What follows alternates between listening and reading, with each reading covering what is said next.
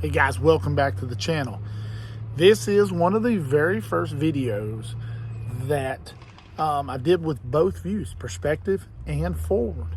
Now, there's a few things we're going to talk about. Now, there is some interference. Of course, it's more in the shallow water than it is the deeper water.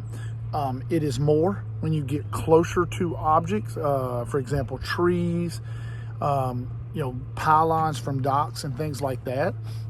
I kind of learned over about an hour to I didn't even really see it anymore, but it is noticeable. Now, there's a few things you can do. You can turn your noise rejection up, but remember, the higher you turn your noise rejection up, the more, it's going to slow down the image because it takes longer to process all that information.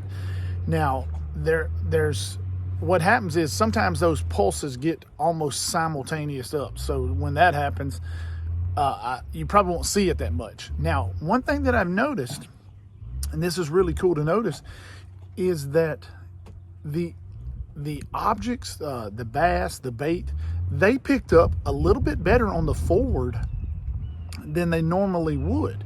Now, that's because you have two signals going out and coming back, so it kind of doubles the intensity. So you may be able to turn the sensitivity down. Now, trust me, these are the first videos, so it's going to be a learning experience, and as we go, I will walk you through it. But each video, we're going to talk about something new in it. Now, in this video, you can see I was using the perspective mode, and I'll do the voiceover and talk about this, using the perspective mode and the forward mode, and you can watch how they're synced up. So what I'm able to do is, with the perspective mode, is scan a very large area without going back and forth and sweeping back and forth. I can see those fish, see them better, and when I see them off to the left, they're not in the forward mode or the forward view a lot of times, but they will be on the perspective mode. Then I'm able to scan over there very quickly using my radial grid overlay on the perspective mode, and when I see that line, that forward line, get on the fish, you can guarantee it's in that forward mode. So let's take a look at it right now.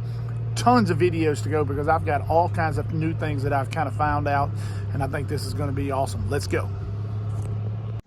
All right, so the first thing we notice, of course, is the little bit of flashing. Now, I noticed that me seeing this went away over time. I didn't even hardly notice it. It's more pronounced in shallower water, or when you get up by trees where those returns are really bouncing off trees or things like that. But one of the things, the most important thing I noticed is at 40 feet, the beam is only about 13 foot wide.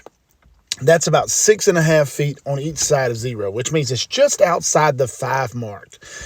One of the things that I noticed was just how narrow the beam is. When you make a cast, say at 40 feet, it doesn't take much for your A-rig to be out of that. When I think 13 feet wide, you never imagine that, that you get out of the beam. But when I would make a cast, you don't realize how far 6 feet is.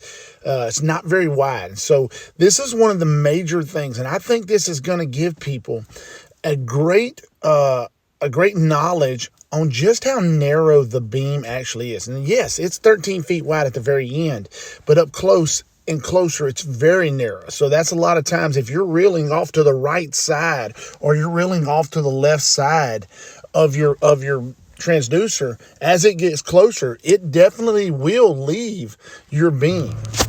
All right, guys, what'd you think about that? I think it's really amazing.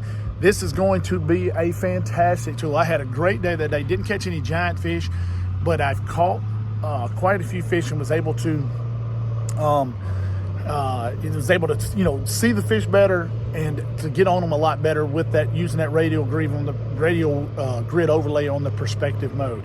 But guys, this has got a lot to do with the development of my rod, because I missed a lot of fish when I first did this, and then I've got my rods in, and it sounds like a sales pitch, but trust me, what we're developing the rod for is to try to cut down on all these missed fish, because you're absolutely jerking it out of their mouth. But guys, thanks for watching. Thanks for subscribing. Ring the bell.